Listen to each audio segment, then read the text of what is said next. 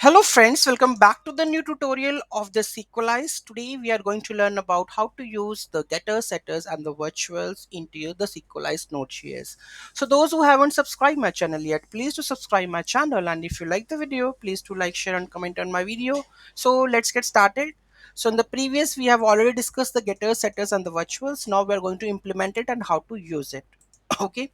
So currently you can see that we have a user model, and here we have a full name that is declared as a virtual attribute, so it will not going to be added into your database. Okay, it will just as a virtual part.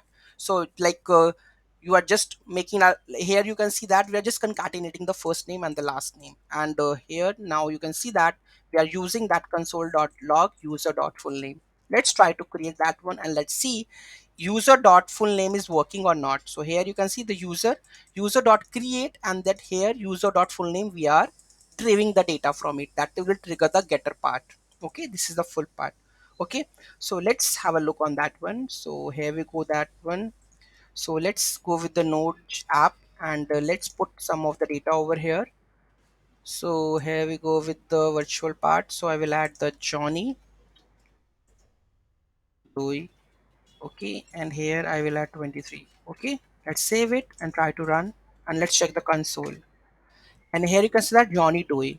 Okay, so here you can see console.log user.full name. So we are able to retrieve the full data. Like you can see here, the full name, getter part, full name. This declare a virtual attribute, it's just concatenating, and it will return user.full name. Okay, so user.full name, right? Next section. Okay, this is the first part. Next we have a setters, you want to set something. Okay, so here you can see that we have a unique property email, right? So here we are going to, whenever we are going to user dot create email john doe console.log user dot email, the setter will convert the email to lowercase. Okay, so here you can see that set, where we have set the data value, it will convert that into the lowercase. Let's try to add this one. Okay, so let's go and just add this email section over here in the previous part. So here we have the email. Okay, let's replace with this. Okay, and then we have the sequelize, and here we have the setter will set convert into the lowercase. Okay, so here we are calling while creating the user. So here we go with this one. So user dot create email is equal to John Doe. Okay, and console dot that one. Let's try to save and run this one. And here you can see the first name, last name. Okay, so we need to add that one also. Then we have a first name, first name. I think we should use the previous block also if it is there. Okay, so just you need to change the email part. Okay, this email, and rest of the stuff will be the same, and let's see it will do that part or not, converting that one. Okay, so we'll add test user. So here we are setting the values. Okay, so here we are adding the setting. So it will add the console.user.email. Okay, so what it is added over here, console.log user.email. Save this and try to run again. John Doe, you can see that it's lowercase. The value is set in the database also. The value is John Doe. It's in the lowercase. Okay, so before you can see that it's we have added in the it's in the capitalized part, and then we're trying to insert it will lowercase. So in that case, you can use the setter part. Before the inserting the database, you can modify the values. Okay, like this, which we have done right now. Okay, so here you can see that set. Okay, so this dot set value, whenever there is a email value, it will convert into the lowercase. Okay, moving to the next one, this is the setters. Then virtuals. Okay, then virtual are computed properties that are not stored in the database but are based on the values of the other attributes. Here is an example how to define use of virtual. Okay, so here we go with the birth date. Okay, so first name, last name, the one thing that we are adding the birth date. Okay, so here we are calculating. So there is a not email to just add this one birth date, one more column. Okay, so let's add this birth date. Okay, then we will define the virtual attribute to calculate the age. So here we have to calculate this one. Okay, then async this one. Okay, so let's try to add this.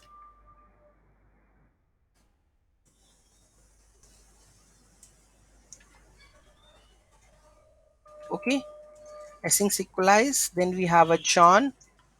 Let's add the something different, and this is the birth date, and email is necessary, so make sure email is there. Email.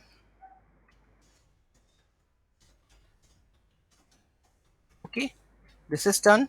Let's check what we are logging user dot get age. So here we have a method get age. Okay, user dot prototype get age function. So we have a calculations part. Okay, calculating the return their age. Just we are adding the birth full year. So you have mentioned the age and that how many years they have. So we will get it to know that. Okay, let's try to run this one. Insert into users last name, first name, this what it says. Unknown column birth date in the field list.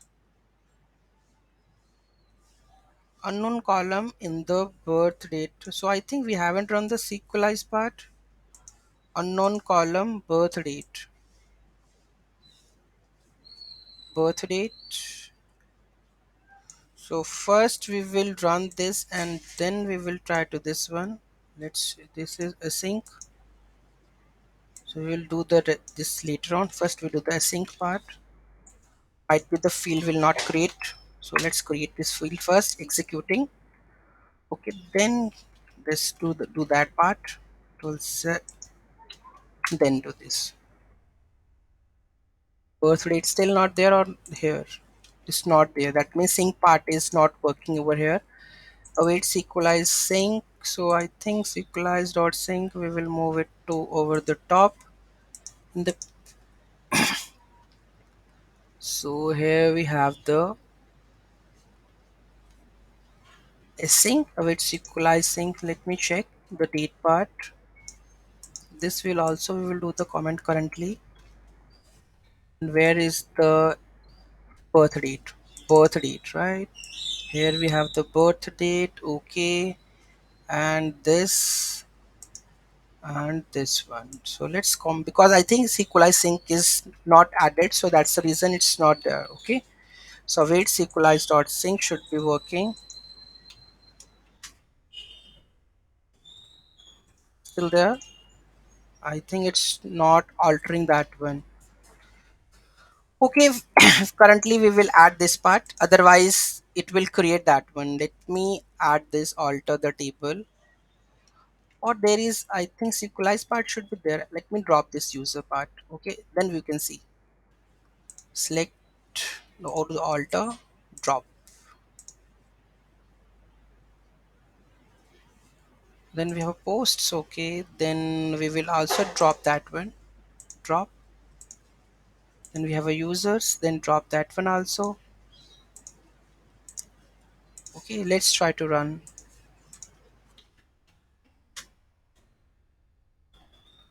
Okay, so I think now it is created. Users. Okay, the birth date. Okay, that is, I think we have to run the alter scape in that case, might be, because if you want to add something, then you have to do I will let you know how we are going to do that part. Okay, now the birth date is there. Okay, so let's try to update that one.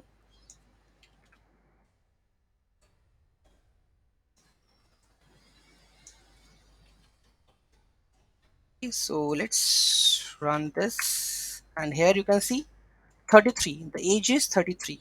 You can see that, right? So here it is calculating the birth date. So get the value of the birth date. If it is not, that return null. Then get the today date and the date that we have passed over here. So it calculating the date. Okay, so this is the virtual part.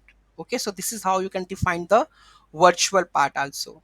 Okay, you can see, but then in that case you can use it anywhere. Runtime calculation. Okay, Any doubt, any query in that, do let me know in the comment section. Thank you so much for watching this video. Have a great day.